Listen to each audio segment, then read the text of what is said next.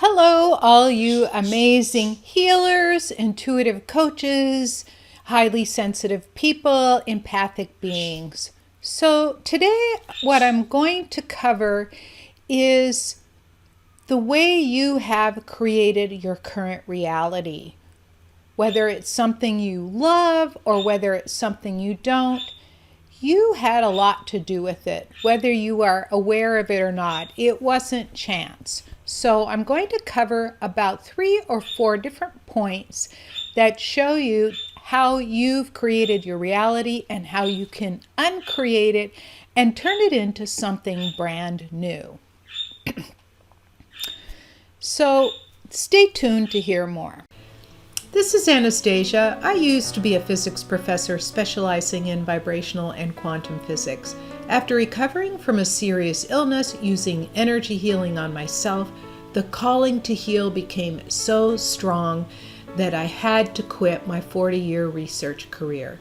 I replaced my 6-figure professor salary within 5 months using a simple but not easy 3-step system that I worked out to grow my healing practice.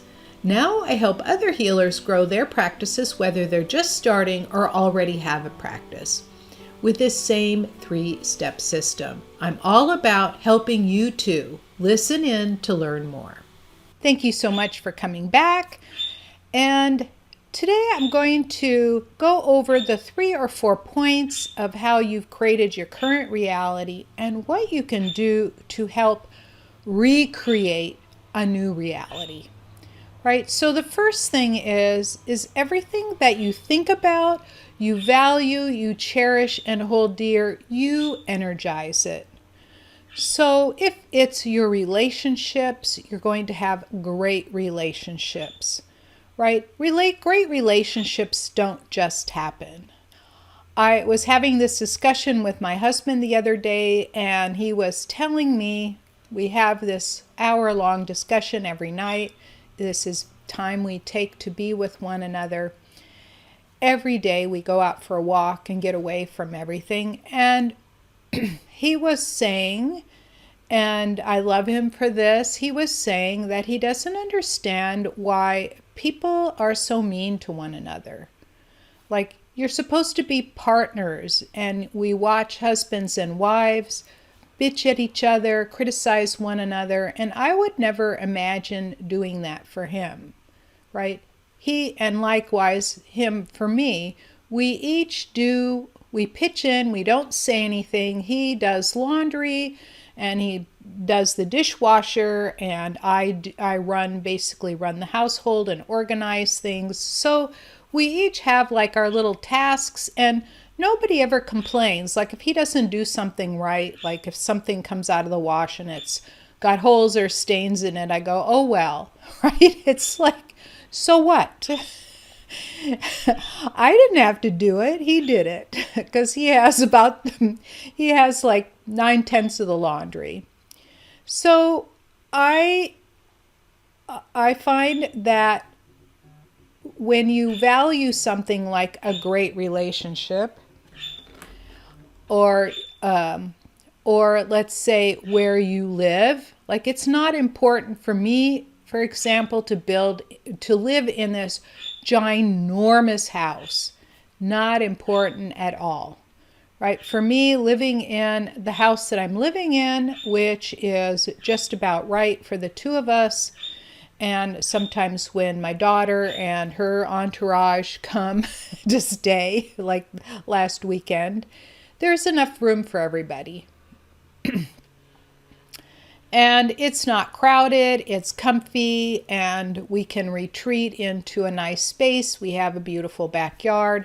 So, it's not it's not so important that I live in this big mansion overlooking the ocean, which I used to have, or overlooking the vineyards, which I also used to have. It's not nearly as important as being comfortable, right? So I haven't put a lot of energy into it. I have made the wise decision of saving early on and buying my first real estate back when I was in my early 20s. And I've then bought and sold a number of them, and each time the amount of money that I got out grew and was able to build some wealth that way so I could live comfortably, right? So I sacrificed the early fun for being able to live in a nice place. So you can see that whatever decisions you made, for example, with health. When I was in college, I noticed that if I ate pizza like everybody else did, I gained a lot of weight really fast. So we'd all go out for pizza and I'd have a Diet Coke. Back when I was drinking Diet Cokes, I'd have a Diet Coke and everybody else would be eating pizza. And I felt happy that I could go home and not feel all bloated and my clothes all tight and gain a lot of weight. Because I gave up the pleasure of enjoying eating with everybody else. I got their company without all of the unhealthy food. So people ask me, well, what do you do to look like that at the age of 70, right? People ask me that question. The thing is that I have always valued my good health and have always given up things that other people have enjoyed. Sometimes I resent it, but most of the time I'm comfortable with it because that's what I held dear and what I energized, right? And when things go off the rails, like it did in my early 40s, when things go off the rails, then I worked really hard to get them back on, right? So that's how you have created your life. If you have a relationship you can't stand, right? What have you done to make that relationship better? What have you done to exit the relationship and find a new one? Yeah, and having an extramarital affair, not really energetically really good, right? It's actually very poor, right? So if you don't have enough money, for example, what have you done to create more in your life, to create more wealth, right? So these are the things that you have to start asking yourself, what do you hold dear? So whatever you focus on will grow. If you focus on poverty, poverty will grow. If you focus on abundance, abundance will grow, right? And every time you get something is be grateful for it. So how are you living? Because what is showing up for you right now is a reference to your thoughts, your ideas, the vibrations, and the things you hold significant, just like what I've been talking about the last few minutes, right? You are that creative force, and whatever you hold up here, your thoughts, your intention, it vibrates out and attracts the like, right? So bring your thoughts up. Get into gratitude. Get into joy, right? Not phony gratitude and not phony joy, but real joy. Like what brings you joy? Can you go outside and take a deep breath and look around you and find something that you're happy about or that you're grateful for? The more you get into that high vibe state, the more high vibe stuff you will attract. And you can change your reality by listening to yourself and then observing what you're being. So one of the ways that I really change things and that I encourage other people to do is to keep a journal, right? Keep a journal. Write down thoughts once a day. Get quiet for 2 or 3 minutes. Maybe listen to a meditation, get your thoughts calm, and put your pen to paper, and that act of writing will help unleash that flow down your arm onto your paper and will help you understand what it is that you're thinking about.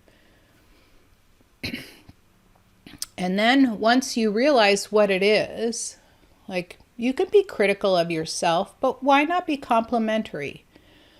Like when I was doing the 12 steps and I got to step 4, which is a fearless inventory of me, right? Your moral and fearless inventory. I started thinking about, first of all, my first reaction was always, what am I doing wrong? And instead I thought, well, I've been so good at what am I doing wrong? Why don't I focus on what I'm doing right? And it completely changed the way I viewed myself.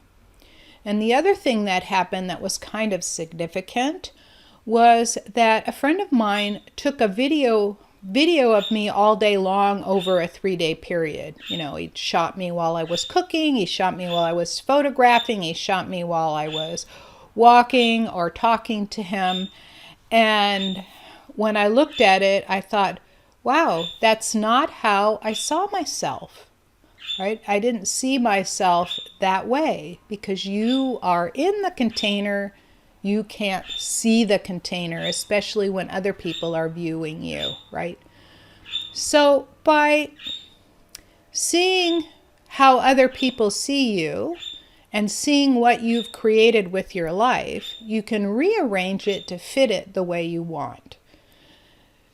So when I got really sick, I realized that something needed to change, for example, and I changed everything. Right? I changed where I lived. I even changed countries. I moved back to the US. I was living in Germany. I moved back to the US. I changed from a pure research job to an academic job. I changed literally everything. The language I was operating in, how I was running my day, everything. The only thing that I kept was my daily exercise and, of course, my good eating habits. Right? So in that process of changing, I was able to grow into somebody new because I didn't have all of the old triggers. Now, not everybody has that opportunity, but you do have the opportunity to focus on the parts of your life you don't like and figure out step by step how to shift them into something new, into something that you really, really want. Because sitting there wishing about something isn't going to change it. It's going to be only action, right?